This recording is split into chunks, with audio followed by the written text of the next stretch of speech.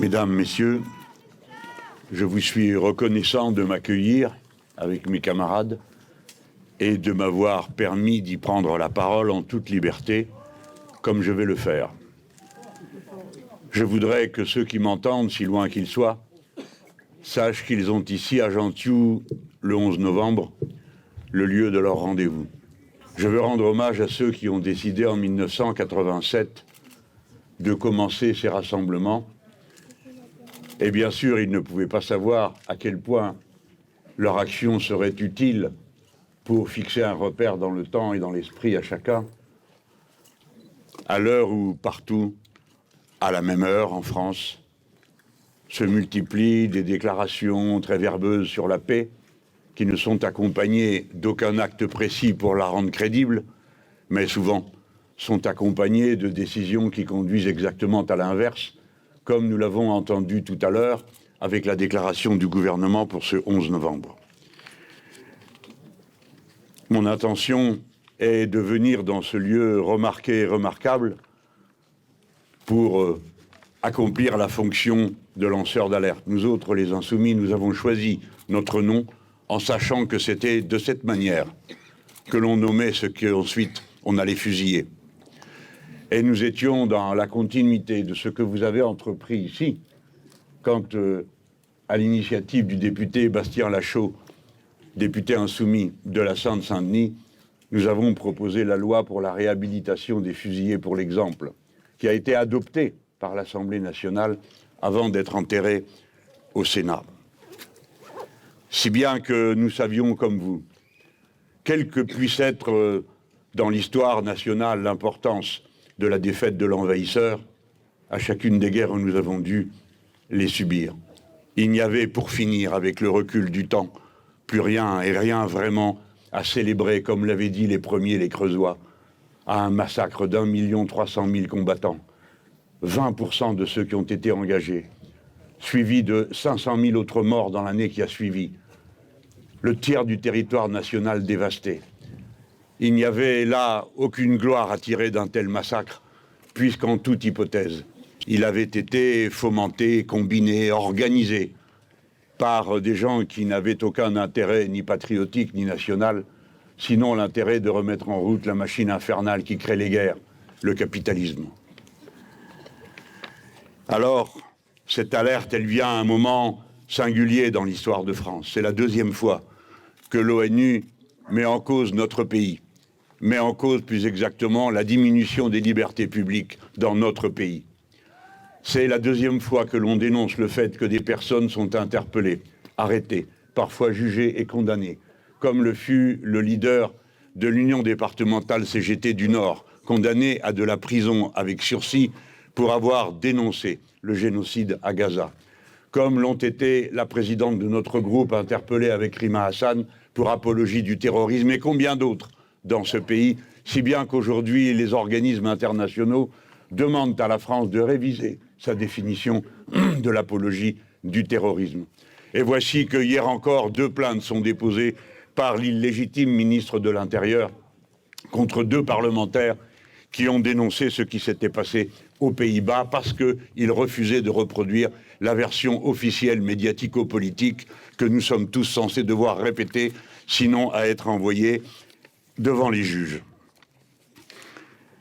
Mesdames, Messieurs, cette alerte, c'est évidemment celle qui commence par la dénonciation une fois de plus qu'à l'heure à laquelle nous parlons sont placés sous les bombes les milliers de femmes, d'hommes, d'enfants à Gaza, massacrés délibérément, méthodiquement, de manière à ce qu'ils soient tous morts à la fin de l'intervention armée qui s'y déroule. Qu'à l'heure à laquelle nous parlons, les Libanais vivent dans la terreur des bombes qui tombent et abattent par quartier entier les endroits où l'envahisseur pense que se cachent ses adversaires, massacrant en masse la population civile sans aucune considération pour quelque loi que ce soit, fût-ce les étranges lois de la guerre, mais en tout cas les lois de l'humanité, qui interdisent, je pense, d'admettre l'idée que qui que ce soit puisse massacrer en masse comme c'est en train de le faire en ce moment. Oui, le cœur se serre en y pensant, et surtout devant ce monument. Ce monument qui, comme tant d'autres, ici et dans les départements et territoires d'outre-mer, présente la liste interminable des jeunes hommes, des pères de famille, des frères, des grands-parents, enfin de tous ceux qui sont tombés au combat. Et pourquoi faire? Pourquoi sont en train de mourir ces millions de gens? Non, à l'heure de la mort, toutes les causes en quelque sorte s'effacent et ne reste que la barbarie de l'assassin. Car elle seule a été l'auteur, a été la réalisatrice. Elle seule est ce qui donne du sens à ce qui se fait. Une horreur et rien de plus. Cela ne mérite pas d'être appelé une guerre. Cela ne mérite pas d'être appelé un combat. C'est un massacre, c'est un génocide, c'est un assassinat de masse contre lequel proteste toute conscience humaine, sitôt qu'elle en est informée. À moins que toute conscience humaine ait disparu dans ceux qui ne veulent pas le voir et qui choisissent de regarder ailleurs à l'heure des massacres.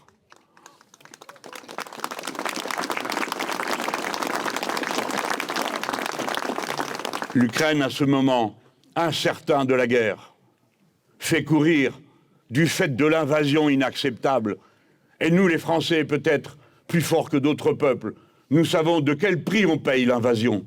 Et notre solidarité n'a donc jamais été mise en cause. Mais nous disons que l'heure de la diplomatie et de la paix est venue. C'est maintenant qu'il faut négocier, avant que quelque aléa des mouvements du front ne vienne, celui-ci ou l'autre, décider de prendre des mesures qu'il penserait irréversibles pour étendre encore la guerre. Il s'est tenu à Cologne, il y a de cela une petite semaine, une réunion de toutes les oppositions de gauche, russes, parmi lesquelles la représentation des Russes de gauche que nous accueillons, nous autres insoumis, depuis 2 ans à Paris, et dont nous assurons la vie ici, dans l'exil. Mais des Russes d'opposition de gauche et des Ukrainiens d'opposition de gauche. Car dans ces 2 pays, le seul barrage à la guerre qui puisse exister, c'est l'opinion publique, c'est la citoyenneté. Et dans ces 2 pays, j'ai bien dit les 2, les syndicats sont menacés, les militants des partis de gauche sont menacés. En Ukraine, ils sont carrément interdits. Alors, ceci s'ajoute à cela. Voici que vient d'être élu aux États-Unis d'Amérique quelqu'un qui n'a jamais caché que pour lui, comme pour les autres dirigeants, qu'ils fussent républicains ou démocrates, ils ont dit qu'il n'y a pas de solution de marché à la compétition avec la Chine.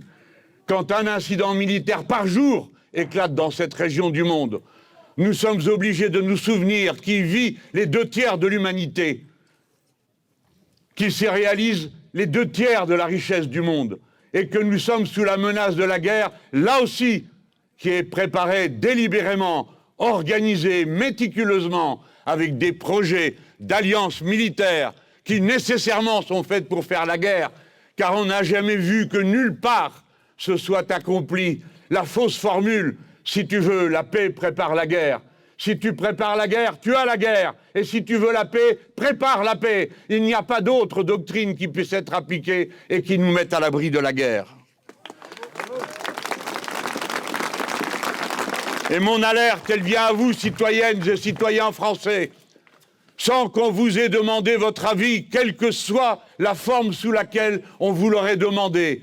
Je ne sais pas, par exemple, consulter votre Assemblée nationale. Par exemple, demandez à vos députés ce qu'ils en auraient pensé. Nous, les Français, qui avons été le seul pays d'Europe à refuser la communauté européenne de défense en 1954, parce que nous savions que c'était une alliance militaire qui n'avait pas d'autre objectif que de faire la guerre à la Russie, le moment venu, si nos maîtres d'outre-Atlantique l'avaient décidé. Eh bien, sans qu'on nous ait rien demandé, la commissaire européenne, Madame von der Leyen, a décidé de nommer un commissaire européen à la défense et a obtenu pour cela des votes positifs des partis conservateurs et de droite, ainsi que d'un certain nombre de partis plus proches de nos convictions le reste du temps, qui ont voté la création de ce commissariat à la défense, dont le premier titulaire est un élu de Lituanie, qui a déclaré qu'il fallait qu'on s'organise pour la défense, c'est-à-dire pour la guerre. non à cause de M. Trump qui, paraît-il, nous abandonnerait, nous qui ne lui avons rien demandé, mais à cause de M. Poutine. Autrement dit, il s'agit d'un commissariat européen à la défense pour faire la guerre. Et voici comment on est passé de l'Europe de la paix à l'Europe de la défense et maintenant à l'Europe de la guerre. Aucun Parlement national n'a jamais décidé de la création d'un tel commissariat. Je ne sais comment lancer cette alerte et c'est la raison pour laquelle je vous ai demandé la permission de venir le faire ici, devant ce monument, pour rappeler que derrière les grandes phrases, à la fin, c'est ça, et seulement ça, la mort, encore la mort. Dans des régions du monde où c'est tout le contraire qui serait possible, le bien-être, l'éducation, la culture, la joie de vivre et de partager la beauté du monde entre les générations qui le peuplent. Le commissaire européen et Madame van der Leyen ont déjà déclaré qu'il fallait 500 milliards de budget pour faire la guerre comme il faudrait la faire, alors que nous sommes déjà menacés par l'accident nucléaire qui résulterait d'une frappe de l'un ou de l'autre sur les 19 centrales qui se trouvent en Ukraine, dont tous les fleuves se déversent dans la mer Méditerranée, dans laquelle déjà il y a la guerre à Gaza. Voilà dans quel monde nous vivons. Nous aurions besoin d'un commissariat européen à la paix et non à la guerre. Et nous sommes encore plus inquiets quand nous apprenons que l'on a mis dans le mandat de ce commissaire la défense et l'espace, c'est-à-dire que contrairement au traité de l'espace que notre pays a signé, contrairement aux conventions internationales sur lesquelles tout le monde s'était rallié, l'espace n'est plus la chose commune, mais devient la propriété privée de ceux qui peuvent l'occuper les premiers. Et que deuxièmement, l'espace pourrait être militarisé parce que le commissaire à la défense européen est à la fois commissaire à la défense et commissaire à l'espace et dit qu'il y a un enjeu militaire dans l'espace. Faut-il que notre espèce animale que nous sommes, qui a toujours su sortir de tous ces biotopes et qui, depuis Yuri Gagarin, est sorti du biotope terrestre lui-même, exporte avec elle partout la guerre et la destruction, et comme couronnement de son intelligence technique et matérielle qui lui permet ces exploits incroyables, il n'y est à la sortie que la mort anticipée, la mort recommencée, la mort sans limite, et avec tout ce qui va de destruction, des petits Mozart qui sont assassinés, des vrais Mozart, de ceux qui font de la musique, de ceux qui parlent la langue étrange qui nous est suggérée par les arts, et qui n'a pas de mots souvent pour dire les choses aussi bien qu'elle-même le fait. Alors, si l'on doit dire pour clore chacun de nos discours « Maudite soit la guerre », à mon tour, je dis « Maudite soit la guerre ». Je le dis pour tous les insoumis qui vous parlent, mais je le dis pensant aussi « Maudit soit le système qui rend possible la guerre ». Maudit soit le système qui a besoin de l'économie de guerre pour se relancer, comme c'est le cas aujourd'hui. Et si, comme cela vient d'être dit, les 2% que chaque pays est censé consacrer à sa défense sont aujourd'hui pris en compte par les 2/3 de ceux qui devaient le faire, alors il faut appeler ces 2% pour ce que c'est. La compatibilité des armes exige que ce soit un tribut versé à l'économie de guerre nord-américaine. Voilà ce que c'est et rien d'autre. Alors si l'on dit « maudite soit la guerre », maudit soit le système qui porte en lui la guerre, comme la nuée porte l'orage, ainsi que le disait Jaurès. Bravo.